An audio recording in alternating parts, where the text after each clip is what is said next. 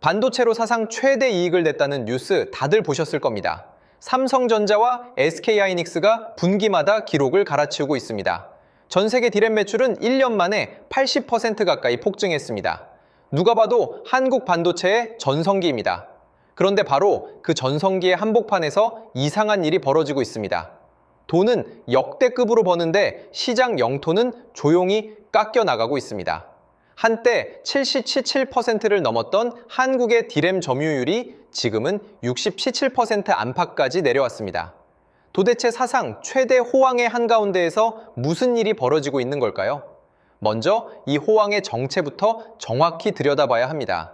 지금 한국 반도체가 벌어들이는 돈의 대부분은 더 많이 팔아서 생긴 게 아닙니다. 더 비싸게 팔려서 생긴 겁니다. 인공지능 열풍으로 데이터 센터가 폭발적으로 늘면서 메모리가 모자라기 시작했습니다. 구형 디램으로 불리던 DDR5는 불과 5주 만에 가격이 2배로 뛰었습니다.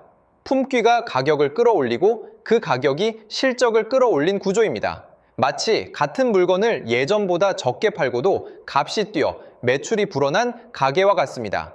손님이 늘어서가 아니라 물건이 귀해서 번 돈입니다. 실제로 올해 디램의 이익률은 70%를 넘어 인공지능용 고대역폭 메모리마저 추월할 거라는 전망이 나옵니다. 숫자만 보면 더없이 화려합니다. 그런데 여기서 한 가지 잊지 말아야 할 사실이 있습니다. 메모리 반도체는 원래 오르막과 내리막을 끝없이 반복하는 산업입니다. 값이 가파르게 오른 만큼 언젠가는 가파르게 내려올 수 있다는 뜻이기도 합니다. 그리고 그 내리막이 찾아오는 순간 진짜 실력은 누가 가장 싸게 그리고 가장 오래 버틸 수 있느냐로 갈립니다. 문제는 이 화려함이 우리만의 잔치가 아니라는 데 있습니다. 가격이 오르면 가장 먼저 웃는 건 기존 강자입니다. 하지만 가격이 오르면 가장 먼저 군침을 흘리는 건 새로 들어오려는 도전자입니다. 값이 비쌀수록 시장에 뛰어들 이유가 커지기 때문입니다. 바로 여기서 중국이 움직이기 시작합니다.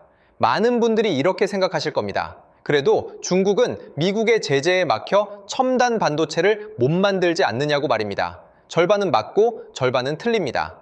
미국은 오래전부터 중국의 화웨이를 향해 반도체 공급과 장비를 차례로 틀어막았습니다. 특히 초미세 공정에 반드시 필요한 극자외선, 노광 장비의 반입을 봉쇄했습니다. 상식대로라면 길이 막힌 화웨이는 주저앉아야 했습니다. 그런데 정반대 일이 벌어졌습니다. 화웨이는 올해 5월 상하이의 한 학회에서 극자외선 장비 없이도 1.4나노급 성능의 칩을 만들겠다고 선언했습니다. 선폭을 줄이는 전공법 대신 회로를 위로 쌓아 올려 집적도를 높이는 우회로를 들고 나온 겁니다. 이른바 타우의 법칙입니다. 막다른 길에 몰린 쪽이 오히려 새로운 길을 파기 시작한 셈입니다. 제재가 중국을 멈춰 세운 게 아니라 중국이 스스로 생태계를 짜도록 떠민 겁니다. 이게 바로 제재의 역설입니다. 막으면 막을수록 상대를 스스로 일어서게 만든다는 이 역설이야말로 지금 벌어지는 반도체 전쟁의 가장 서늘한 장면입니다. 여기서 우리는 잠시 시간을 거슬러 올라가야 합니다. 지금 벌어지는 이 모든 장면이 사실은 한 번 본 적 있는 장면이기 때문입니다. 그 출발점은 1980년대로 거슬러 올라갑니다. 그때 세계 디램 시장을 지배한 나라는 한국이 아니었습니다. 일본이었습니다. 도시바와 NEC와 히타치 같은 일본 기업들이 전 세계 메모리의 80%를 휩쓸었습니다. 미국조차 일본 반도체를 두려워했습니다. 그래서 미국은 1986년 일본을 겨냥한 반도체 협정을 밀어붙였습니다. 가격을 통제하고 시장을 열라는 압박이었습니다. 일본은 정점에 서 있었고 그 정점이 영원할 거라 믿었습니다. 바로 그 방심의 틈을 한국이 파고들었습니다. 일본이 호황의 단맛에 취해 머뭇거리는 사이 한국은 적자를 감수하며 공격적으로 투자했습니다. 그리고 불과 10수년 만에 일본을 끌어내리고 그 왕좌에 올랐습니다. 한때 세계를 지배하던 일본 디램은 지금 사실상 사라졌습니다. 한 시대를 풍미했던 일본의 대표 메모리 기업은 결국 경영난 끝에 다른 나라 기업의 손에 팔려갔습니다. 세계 1위에서 매각으로 추락하기까지 걸린 시간은 채 한 세대도 되지 않았습니다. 더 뼈아픈 건 그들이 기술이 없어서 무너진 게 아니라는 사실입니다. 일본은 그 순간에도 세계 최고 수준의 기술을 손에 쥐고 있었습니다. 다만 호황이 끝없이 이어질 거라 믿고 다음 단계를 향한 과감한 투자를 미뤘을 뿐입니다. 추격자가 적자를 각오하고 미래에 베팅하는 동안 선두는 눈앞의 이익을 지키는 데만 매달렸습니다.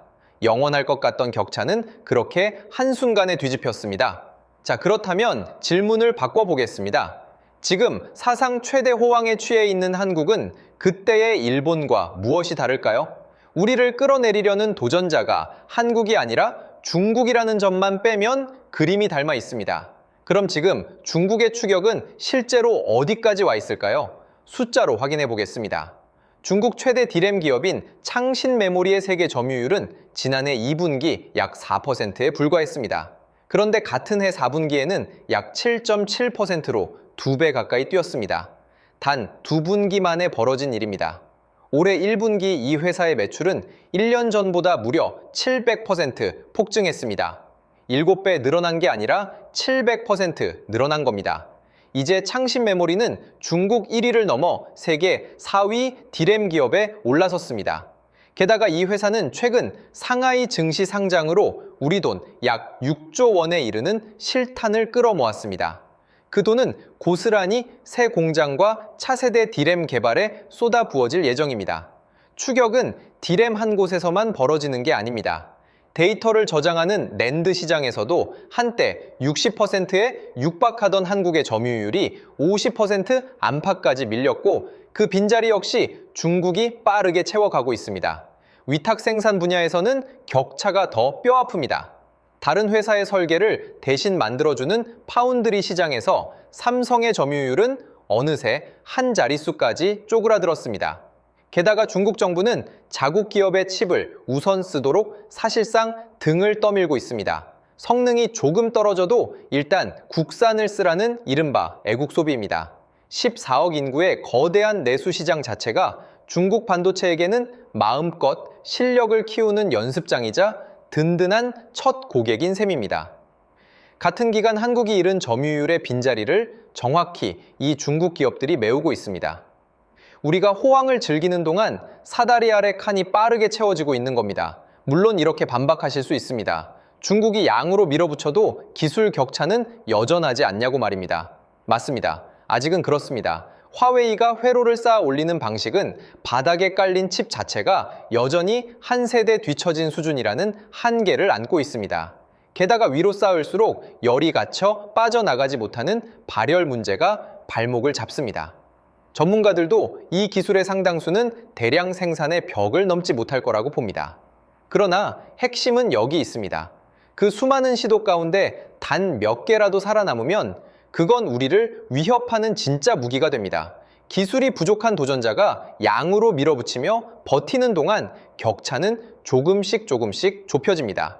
그리고 어느 순간 그 격차가 사라졌다는 걸 깨달았을 때는 이미 늦어버린 경우가 많습니다. 역사는 늘 그런 식으로 주인공을 바꿔왔습니다. 일본도 한국의 추격을 처음엔 꼭 그렇게 비웃었습니다. 더 근본적인 문제가 있습니다. 한국 경제가 이 한 산업에 지나치게 기대고 있다는 사실입니다. 올해 1분기 반도체는 우리나라 전체 수출의 36%를 넘어섰습니다. 게다가 코스피 시가총액의 절반가량이 삼성전자와 SK하이닉스 단 두 회사에 묶여 있습니다. 기둥 하나가 흔들리면 집 전체가 흔들리는 구조입니다. 호황이 클수록 이 쏠림은 더 위험해집니다. 그렇다면 우리는 그저 일본의 전철을 밟을 수밖에 없을까요? 다행히 그렇지 않습니다. 여기서 우리가 봐야 할 건 일본의 또 다른 얼굴입니다. 일본은 디램 왕좌는 잃었지만 완전히 무너지지는 않았습니다. 완성된 메모리를 만드는 자리에서 물러나는 대신 그 메모리를 만드는데 꼭 필요한 소재와 장비로 방향을 틀었습니다. 오늘날 반도체용 핵심 소재와 일부 장비 시장에서 일본은 여전히 세계가 의존하는 강자입니다. 무너진 자리에서 더 깊은 자리로 옮겨간 겁니다. 한국에게도 같은 갈림길이 놓여 있습니다. 값싼 범용 메모리를 두고 중국과 출혈 경쟁을 벌이는 대신 인공지능에 특화된 고부가 메모리와 시스템 반도체로 격차를 다시 벌리는 길입니다.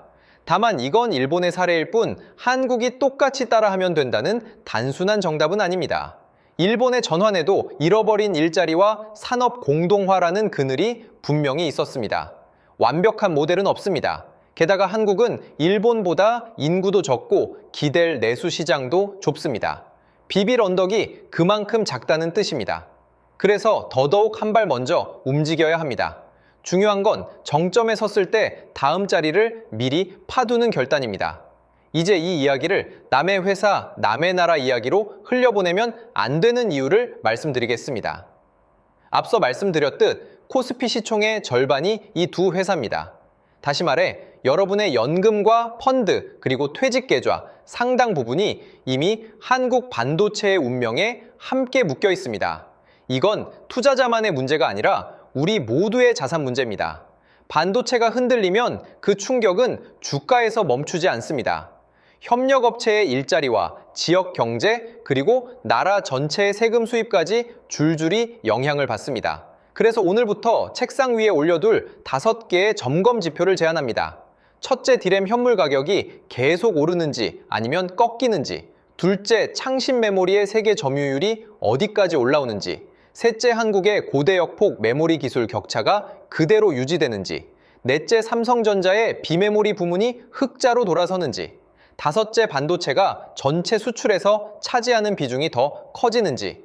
이 5개의 계기판만 꾸준히 지켜봐도 한국 반도체가 정점에 있는지 아니면 내리막에 들어섰는지 누구보다 먼저 알아챌 수 있습니다. 사상 최대 실적이라는 불꽃은 분명 화려합니다. 하지만 가장 밝은 불꽃은 타오르기 직전이 아니라 사그라들기 직전에 가장 밝게 빛나기도 합니다. 지금 우리가 보고 있는 이 빛이 시작의 빛인지 끝의 빛인지 그 답은 방심하지 않는 사람의 눈에만 보일 겁니다. 오늘 이야기가 조금이나마 유익하셨다면 구독과 알림 설정으로 함께 해주시기 바랍니다. 감사합니다.